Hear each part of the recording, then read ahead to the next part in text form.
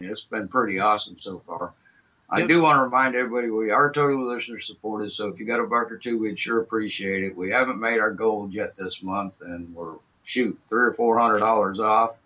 Uh, I know it's tight this time of year, but please help us make our goal. Remember, you can always check out the archives for $5 a month, and you get 92 host shows. So, I mean, you can't beat that. You can't even listen to all of them unless you're a time traveler.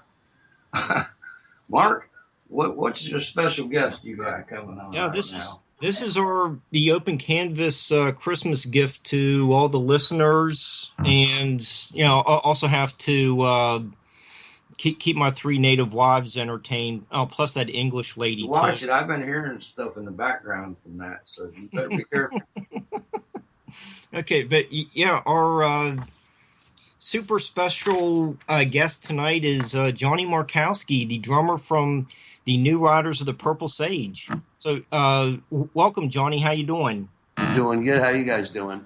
Oh, just fine. I was, yeah, I'll give you the same question that we gave uh, George Frayne when he was on just about the uh, July 4th week, or during the July 4th weekend, is what's going on with the people in Cleveland? Why aren't the new riders in the Rock and Roll Hall of Fame? You've been on the road for 45 years. It's uh, probably one of the greatest It's a piece, shame, right? yeah, country rock bands out there. Elvis and the Eagles were all country rockers. Yeah, I don't know why we're not in the Hall of Fame, or the band, the namesake of the band is not in the Hall of Fame. There's always next year, I guess. Um, I guess because we're kind of under the radar. We don't really, we're not. Our record label is kind of independent. We're off of Woodstock Records, and um, it's a small label, and we've released two albums in, I guess, the last 10 years of being together. We're celebrating right now. We're in the 10th year of this particular lineup. I've actually held the longest drum seat in the New Riders history, and I believe this one lineup has been together longer than any lineup ever in New Riders history. Yeah, My pals Brano, Buddy Cage, Dave Nelson, and myself and Ronnie Pankwey. yeah, and Johnny, you are taking over for like Spencer Drodden. Oh yeah, Yeah, it's like the all the legacy connections to the New Riders with Jefferson Airplane. Part of the Grateful Dead started the band. Buddy and his Janis Joplin and Bob Dylan connections. Hot Tuna. It's Melvin Seals. All you guys are just legends. Just by yourself. we just we just started teaming up with Hot Tuna. We played Yarmer's Fur Peace Ranch over the summer, and we had a great time there.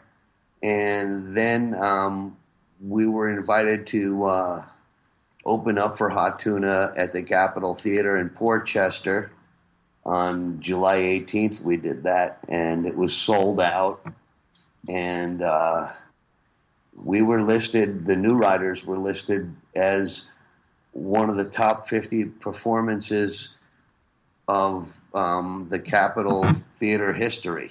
Out of all the performances that have been played there, I guess that place has been open since the 1930s or the 20s or something. And we made the top 50 list. The New Riders, that night that we played there, I was pretty honored to read that article from the Capitol Theater. And it's really your CDs are great.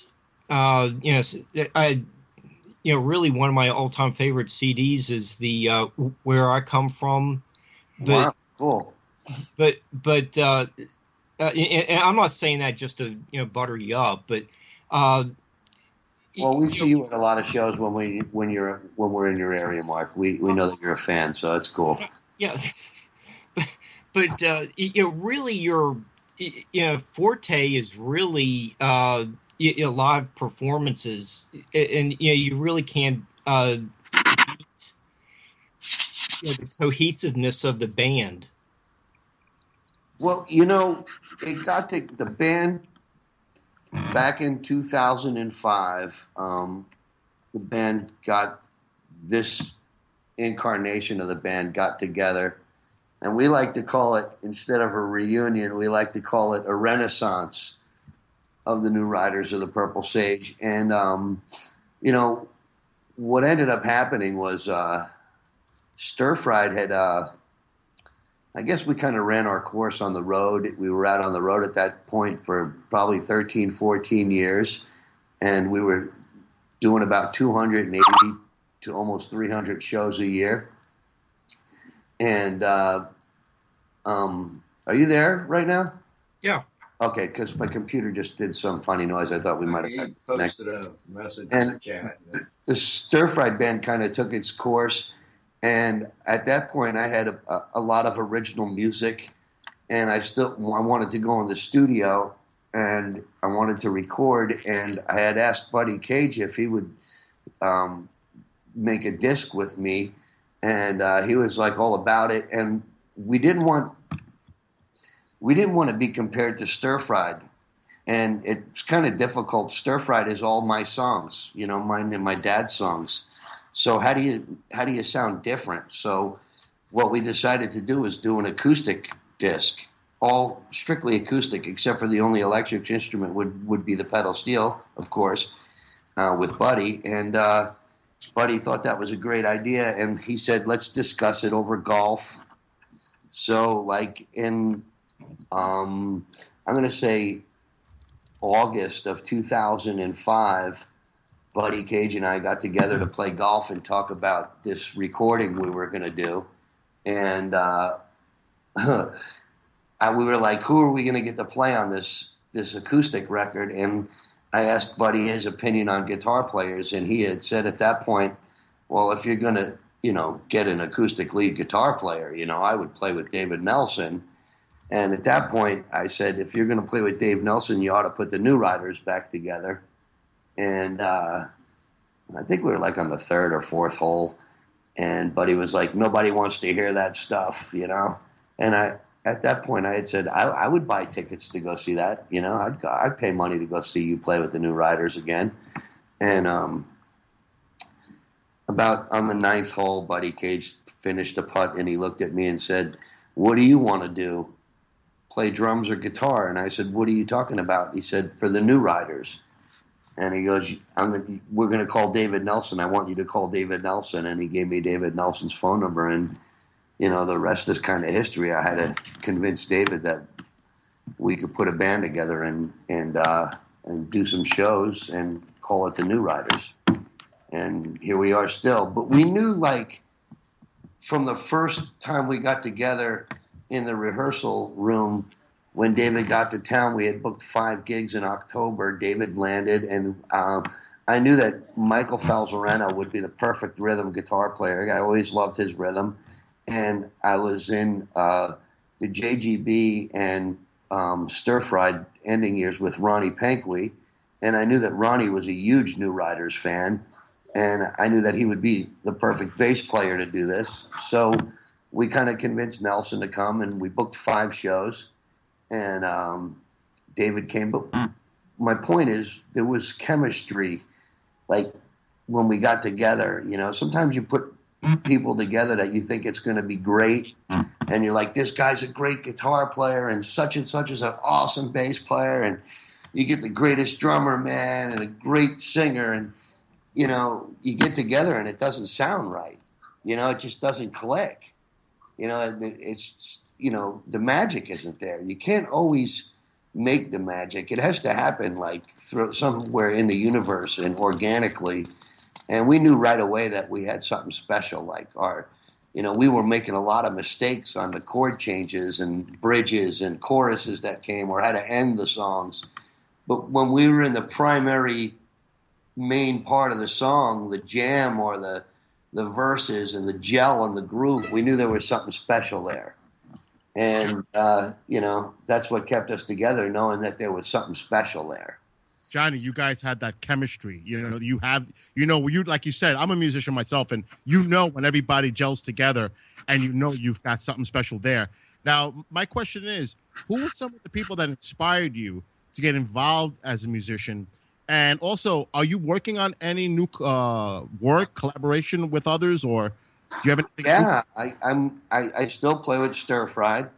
I'm actually finishing that disc that I talked about making, that acoustic disc with Buddy 10 years later. I'm actually finishing it now.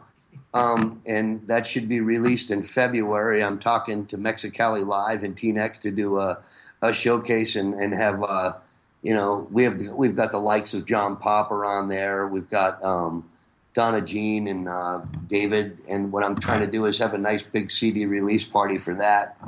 And that's just called the Johnny Markowski Band. I also just moved to Jersey City a year ago, and there's a great music scene out here in Jersey City. I live in the Heights. There's a lot of great artists in the area. And I grew fond of this one band called Twiddling Thumbs. And it's a husband and wife band, Ben and Aaron. And I really enjoy singing like 3-point harmony songs with them, doing Crosby, Stills, and Nash type of energy type of music. So, yeah, I do keep myself busy when I'm not on the road with other projects. Now, I'm sorry to interrupt, but as far as the Rock and Roll Hall of, I'll call it shame because it is, you can make a petition. If you have a website or a Facebook page, you can draw up a petition for the fans to sign to get you guys in, because I went through a similar experience with Rush, who was denied for so many years. And yes, a movement can be made to get a petition together and get the fans to sign it and get you guys into the Rock and Roll Hall of Fame where you deserve to be. I've been a part of a couple of those petitions, and I guess if you keep plugging at it and maybe kind of wish and want and plug away to get it, it will probably come. It's funny, you hear these one-hit wonder bands that have gotten into the Hall of Fame, and if you think about who the New Riders are and how they influenced so many bands, America, the Eagles, there were bands that were, the Burrito Brothers. I mean, there's so many bands that were influenced from the New Riders. They were like the first of their kind. You know what I mean? And I'm just really, Hall of Fame or not, they're in my Hall of Fame. When I was a kid, I was a fan of the New Riders. To me, this is kind of getting to play football with Joe Namath, getting to play with those guys. I'm sure that's like a dream come true. Yeah. So and I will. I'm going to be on the road with those guys next week, and I'll bring up the petition thing. I'm sure my road manager, Captain Toast, our Joey, our audio tech engineer, would be able to assist in something to that kind of effect of the petition. I've seen that petition on Facebook, and I've actually signed it, to induct us into the Rock and Roll Hall of Fame. And Johnny, you're going to be on the road for, just right after Christmas, and have a big New Year's Eve, celebration with a whole bunch of bands. Can you tell us a little bit about this upcoming East Coast tour? Yeah. Saturday, the 26th of December, we're going to be at the Iron Horse Music Hall in Northampton, Massachusetts. I believe on Sunday we're going to be the 27th at the Ridgefield Playhouse in Ridgefield, Connecticut, and also the Jets hopefully will beat the New England Patriots that day. And on Tuesday, the 29th, we're going to be at the Narrow Center for the Arts in Fall River, Massachusetts. That's where Lizzie Borden took an axe in Fall River, Mass. Did you guys know that? No. You know about Lizzie Borden, right? Yeah, I did. Yes, but I didn't realize that happened there. Okay. Yeah. So what's really cool is, when we do "Rainy Day Women" by Bob Dylan, and we make up verses every time we play. And I like to throw in like a little history of the town, or the bar that we're playing in into my verse. And I just can't wait to throw Lizzie Borden in there on Tuesday night.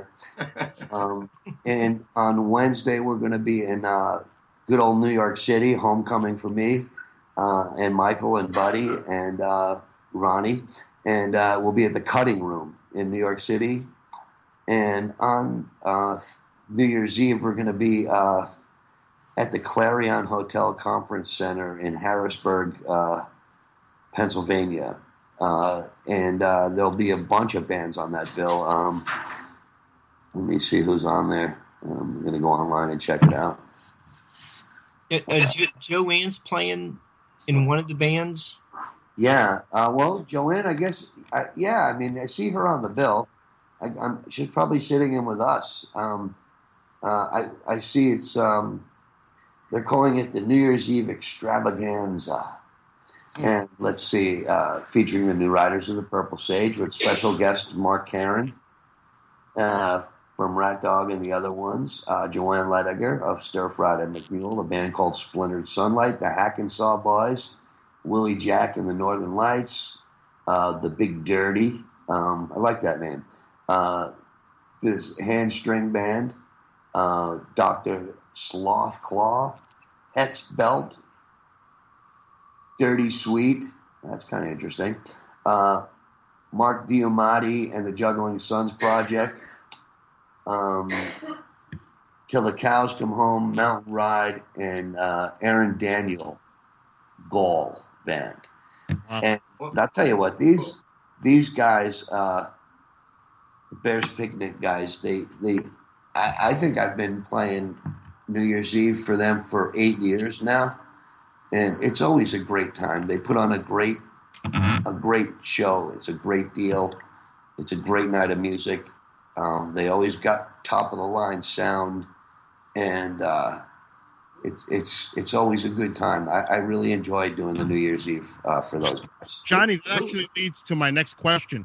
Do you enjoy doing a small venue where you have that connection, so to speak, the intimacy with the crowd, or the outdoor lawn type of concerts?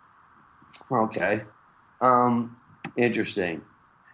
I was having a conversation with one of my friends probably about a week ago, a musician friend of mine, and he had asked what was the most, like the biggest crowd you ever played for? And it was probably, I'm going to say, close to 80,000 people. We played the 40th anniversary of Summer of Love. And he was like, wow, that must have been so awesome. Very cool. And, it was great to say that you were part of that history and do that show. The stage was about 2 stories high, huge, 40 feet by 40 feet, maybe even bigger. There was 4,000 people backstage, if that gives you any clue. Wow. And it was great. For as far as your eyes could see, there was people. It was like this river of people that just came to a point. And that was really cool. It was very nice. Now, to answer your question, there's nothing like playing a 400-seat room packed to the rafters, and the crowd is on top of you, playing a small bar, packed. To feel the energy of that room, there's nothing like it. So there's your answer. I would much rather be playing in a small packed venue than a huge outdoor venue. Don't get me wrong, I love them both in their own separate ways, but what really gets you is you could feel the energy of the people in the room, because it can't go anywhere, and there is an energy that's being produced. There's definitely an energy in the air, and it's a wave, and you could feel it. I bet you the sound is better too. By far. Yeah. John, over the years, who has had the most influence on the music you produce today? Well, let me see. My biggest influences. I'm a huge Neil Young fan. I love the Grateful Dead. I love Jerry Garcia Band a little bit more than the Grateful Dead. New Riders fan. My dad's music, Thomas Jefferson K music, has been a huge influence on me. Love Paul Simon. Probably classic rockers, I love The Who. I mean, huge Who fan when I was a kid. I love Led Zeppelin when I was a kid. I was a big Doors freak when I was a kid. I love Fleetwood Mac. I love that band. I think that's why I have a girl singer in Stir Fried, because of Stevie Nicks and Fleetwood Mac. I would say those are my influences. If I didn't know better, I'd think you were my age. And how old are you? Oh, I'm in my 60s. Okay, I'm 48. I'm only 12 years behind you. Yeah. Johnny, when you go to one of your shows, you see grandparents with the grandkids. It's really a multi-generational family get-together. Well, it's just everyone's having a good time. The cool thing about it is I've met on a bunch of shows. I've heard this scenario a few times. Is I came here because my dad told me to come, or my dad was a huge fan of you guys, or my mom, and I came, and they make it a point to come and see you after the show. I like to be available and readily available after a show. I really enjoy walking around after a show and talking to the fans. I love to do that, and I get a lot of that. And I have to tell you that you're right, to see the generations of people ranging from their 70s to like teenagers. It's kind of really cool. Mm-hmm. And did I mention the Rolling Stones is like my favorite all-time band? You just did. Yeah, I forgot about them. How about you forget your favorite? How about that, right? I'm also a Beatles fan, but if I had to pick one or the other, I'm going to take the Stones just because they're a little more gnarly.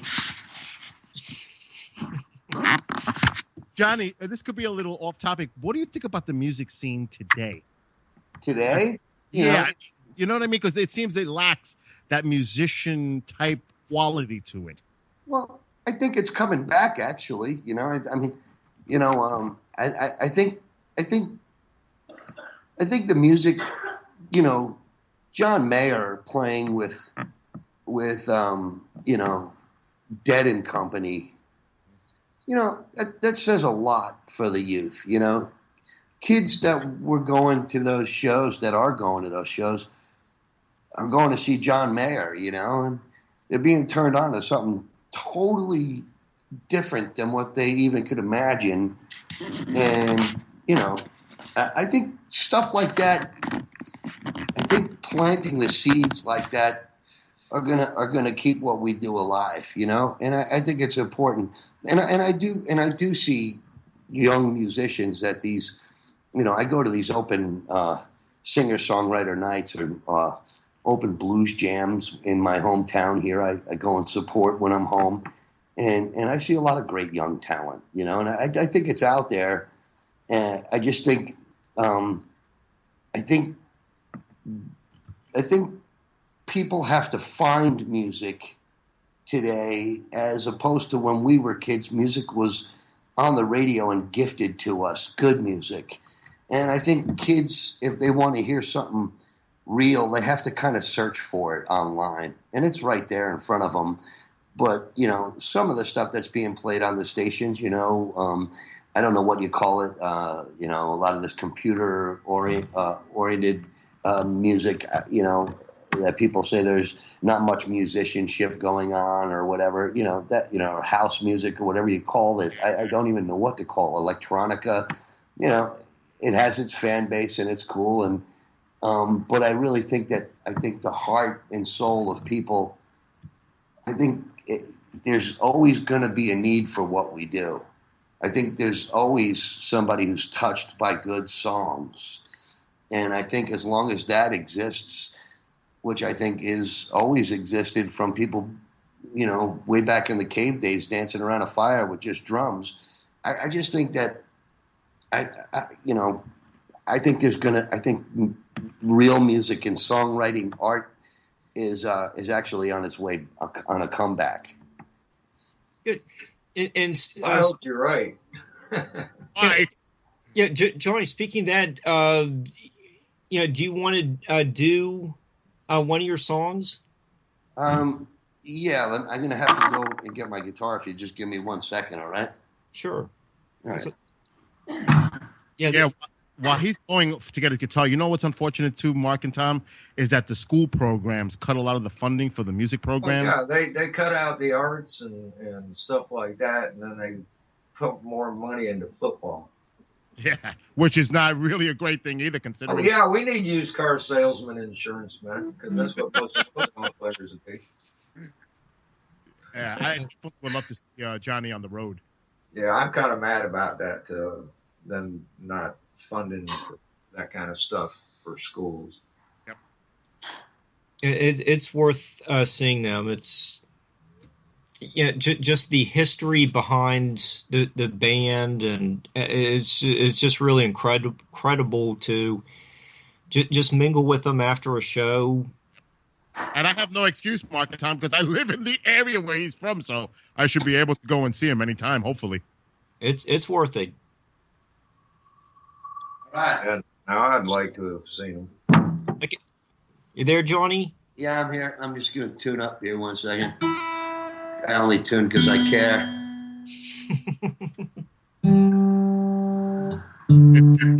It's close, by the way, guys. I can hear it. He's got it pretty tuned already. It is pretty close. Yep. It's actually damn close. That's why I love Martins. Yeah. Does that sound okay coming through on the? Yeah, I just hope Skype don't mess it up. Because sometimes when you play on Skype, it doesn't really come through. Well, we got good signal and everything. Okay, great. This song is called Bang Bang. The New Riders actually played it. We broke it out once over the summer in Fairfield, Connecticut.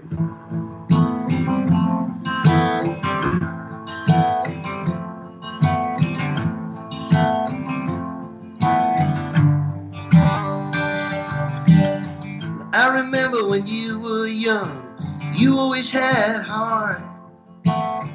Now your world come undone, you're falling apart. Now I admit when I am wrong, I try to make it right. You come walking in from the storm, looking for a fight. I ain't talking to no stranger, I ain't talking to my friend. The weatherman says danger, it looks like the end. Bang, bang, you're gone. Bang, bang, gone.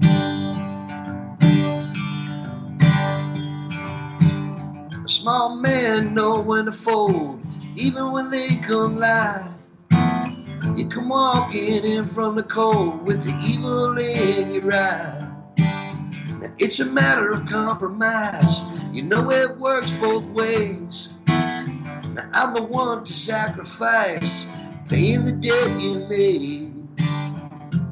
I ain't talking to no stranger,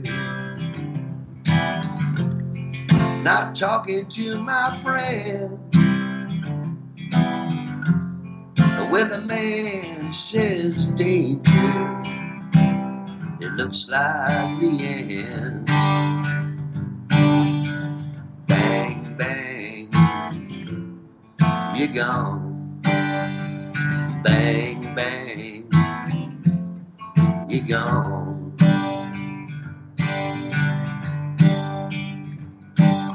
Now this is the last time you see my face. I hope you remember it well. Some things you can't replace. I hope you burn in hell. It's too late for you to run. You didn't play too smart. I'm standing here with a smoking gun. Put a bullet through your heart. I ain't talking to no stranger. Ain't talking to my friend. The weatherman says danger. It looks like the end. Bang, bang, you're gone. Bang, bang, you're gone. Bang, bang. That was awesome. Yes, it was. Oh my God. I'm going. That's it. I'm going to the next show. I got to tell you, it had a little, it reminded me as a Petty Dylanish kind of feel to it, vibe to it. Yeah, I love those guys. You know, Yeah, that was awesome. You can't really like when you ask people your influences, there's just so much great music that influences you. You know, it's like really hard to depict them. That's like it is. I know that was an unfair question. No, but it's like some people are really influenced by one thing, and that's great. I have to say my older brother was always like, always had the greatest album collection, and he was always turning me on to cool stuff. My mom was awesome. My mom, for like my 6th birthday, got me Jimi Hendrix, Are You Experienced? And I used to play it like on my Bugs Bunny Victrola, Go figure, So, Johnny, when what do you think about some of these older bands need some kind of forum to get their music back out there in front of people, and they go to YouTube. Some people that may not have a recording contract, try to get their foot by putting their music on YouTube. Where do you fit into that? Would you prefer to be paid, or do you like it, just the way it is? Hey, this is what we do. It's a free commercial for us. That's a tough question. It's okay. Let's think about it for a second, because there's different ways to look at it. Okay, if you want to watch a movie, okay, Mm-hmm. are you allowed to? Is YouTube provide the whole movie? Or they're only allowed to provide scenes from a movie?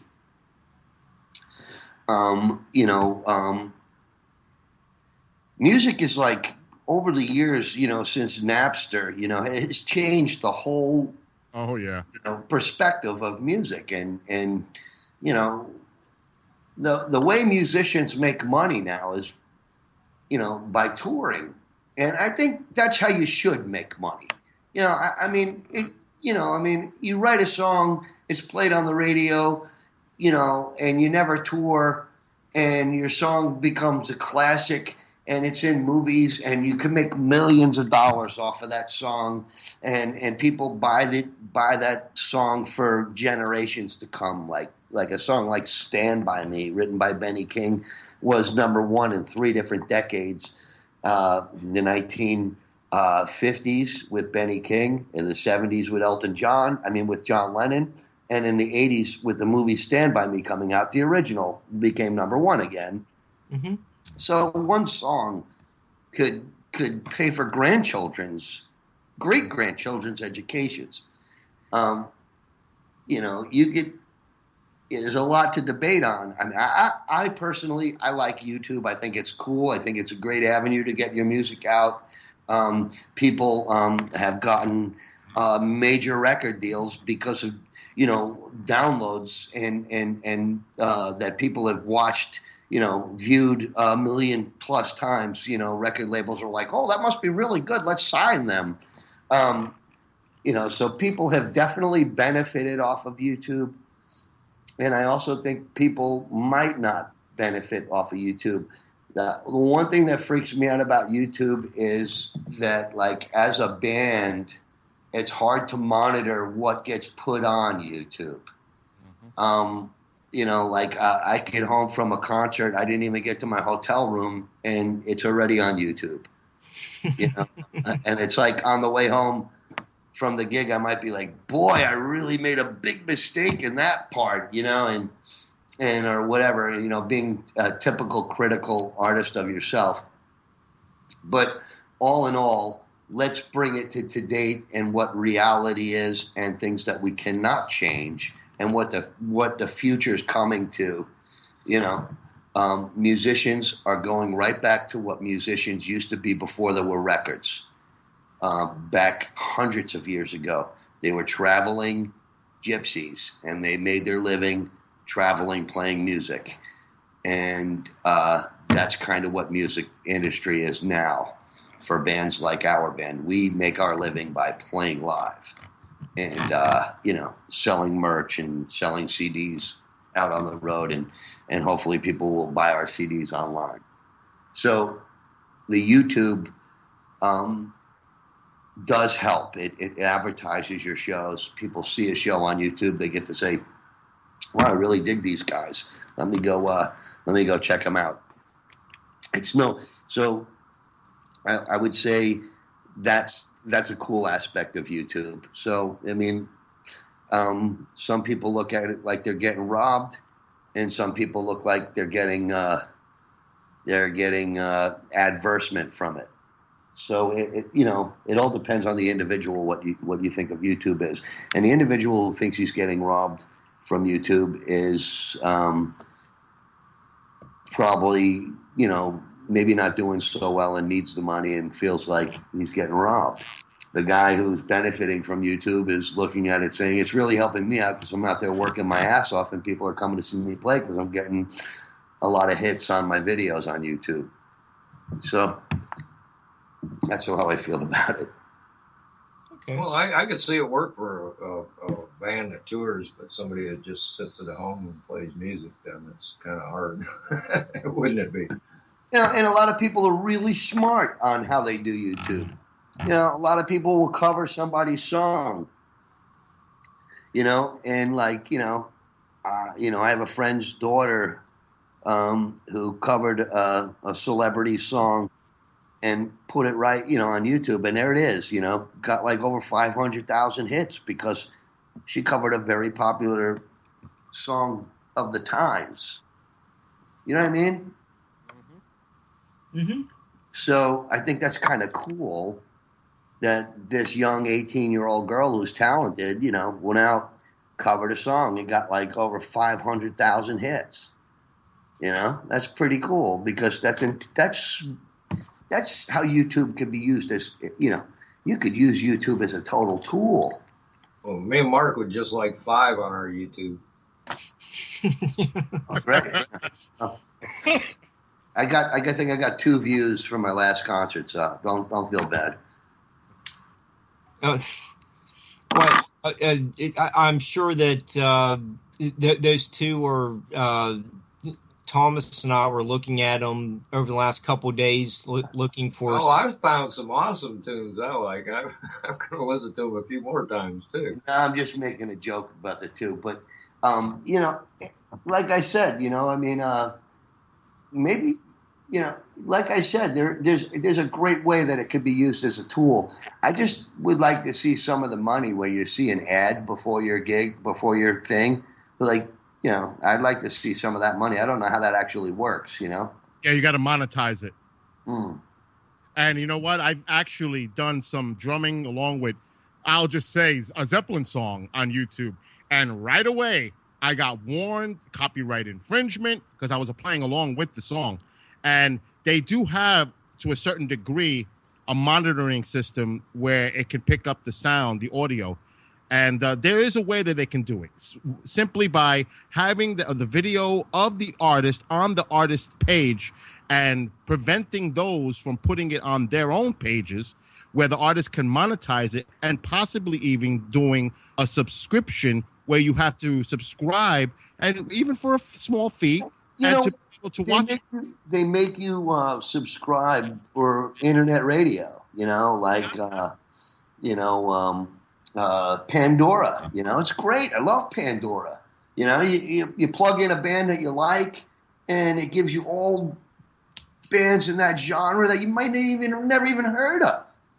And, you know, you pay for Pandora, and it's cool. And people that want to, like, listen to music, you know, don't get me wrong. I cop off YouTube all the time. Like, you know, somebody's like, hey, I want to learn, I'm in you know, you're playing with a band, or you're sitting in with somebody, and they're, you know, like they're saying, oh, we do this song, we do that song. And you're like, great. And you go to YouTube and watch their video, and you can see what they're playing and hear it. And, you know, instead of, like, you know, saying, send me a disc in the mail, you know, there it is. It's right there. Bang. It's there, you know. So it's, in that retrospect, it's kind of cool. Johnny, when you have to compete with the Hunter Nelson writing team, what's the creative process you put yourself into to write a great song like Down for the Ride that makes it on an album? You know, I'm sure their output is very strong. And you know, they have many songs they've written together. How do you get into a frame of mind to get one of your songs mixed in there? You know, I feel like I'm gifted. I write songs. It's what I do. And how do I get myself in a frame of mind to write a song? I don't, like, sit down and, like, say, like, oh, I'm gonna write a song right now, and I gotta get this new song on the disc, or I don't ever think like that. Like, writing a song comes to me like when I'm inspired by something, or somebody might say something. Like, I'll be out with my friends, or out with my girl, or out. By the way, a little shout out to Carmelita. But you know, somebody will say something, or a mood will arise, an inner soul type of feeling, and I call that feeling like the songwriting gods. Because when I write a song, it's not like I sit down and say, I'm going to write about peace and love today, or I'm going to write about a guy who shoots his brother, or I'm going to, whatever it may be, a guy who gets hit by a car, or walking through the fields of daisies, or whatever. I don't think like that. An inspiration it's like somebody's already whispering it in my ear. It's like I feel like I'm channeling. So you know you have something good when you don't have to write it down on paper, because it's so embedded in your head, because it's a euphoric experience, and it's like a vivid memory of something that's special that happens in your life. So those are the good ones. and those are the keepers. Those are the songs that you keep. And the songs that don't, hold their ground are songs that kind of get forgotten along the way. Like Down for the Ride. I bought a brand new guitar one day. And it was my first Martin guitar that I ever bought. And I came home from the music store and I was so excited. I had this guitar, man. I couldn't even believe that I had bought this guitar. It was like one of the greatest gifts I had ever bought myself. And I get home and I'm playing, and next thing you know, I'm strumming I'm strumming the part of the song. I'm going.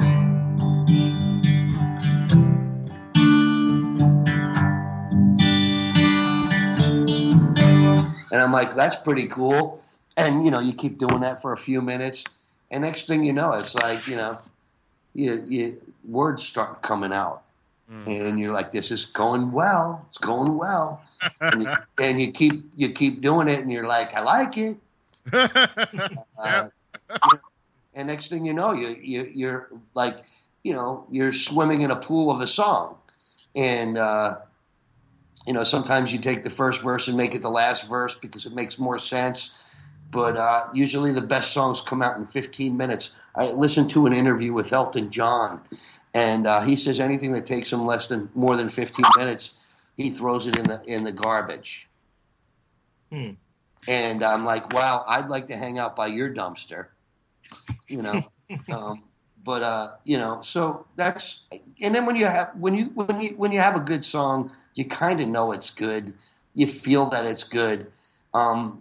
Because you want to play it, it's like it becomes an addiction to play that song because it makes you feel good. And if it's making you feel good and it's a genuine feeling of goodness, other people are going to feel that it's good as well, and, we're making a record and, with the New Riders and, these unbelievable songs, unbelievable lyrics, like Robert Hunter lyrics. It's like, you're listening to his lyrics and you're like going, oh my God, and, somebody like David or Michael will say, okay, Johnny, what do you got? You got anything? And you like sit there and, that feeling right there, it's like, you better play something that feels really good, and, you can only hope that it makes the cut, and then, a lot of times you'll even record a song with the band and it doesn't make the cut. It's somewhere in the studio on a reel or